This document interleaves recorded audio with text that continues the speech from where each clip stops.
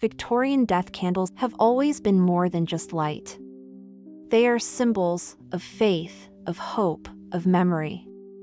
For centuries, candles have burned in churches, lit vigils, and marked the sacred passage of life into death.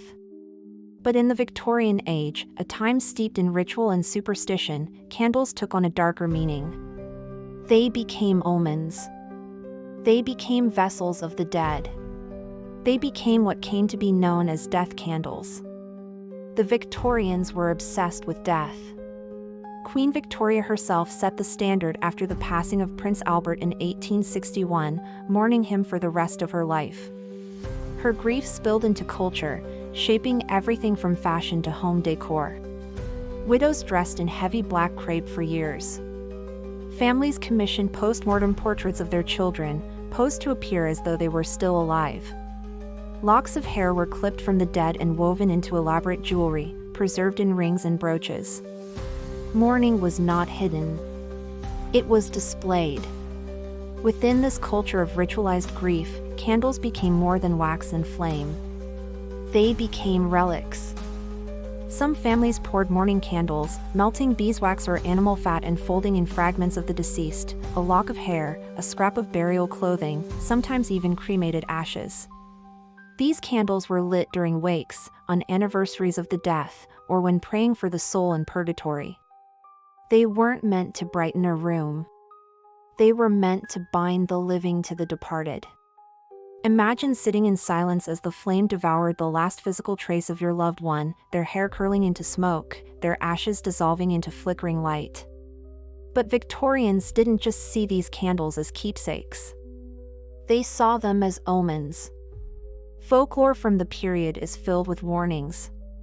If a candle flickered strangely, it foretold another death in the family. If it burned unevenly, someone close was ill-fated.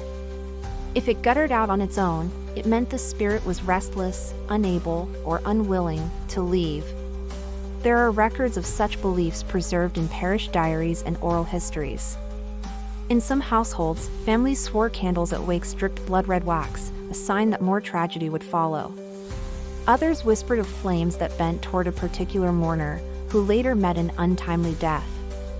For Victorians, every spark, every wisp of smoke, carried meaning. The belief was especially strong in Wales, where tales of corpse candles, or canwyll corph, were passed down for generations.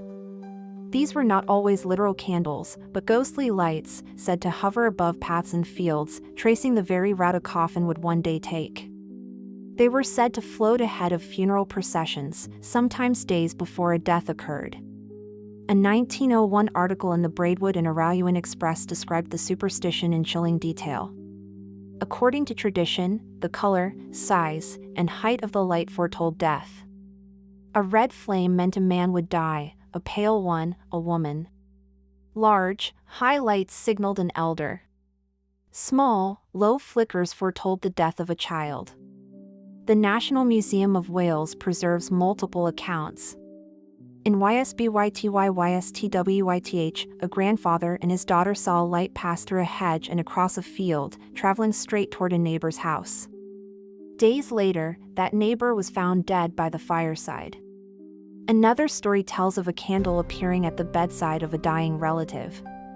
Witnesses claimed it lifted from the table and floated out of the room on its own. The moment it vanished, the person took their last breath.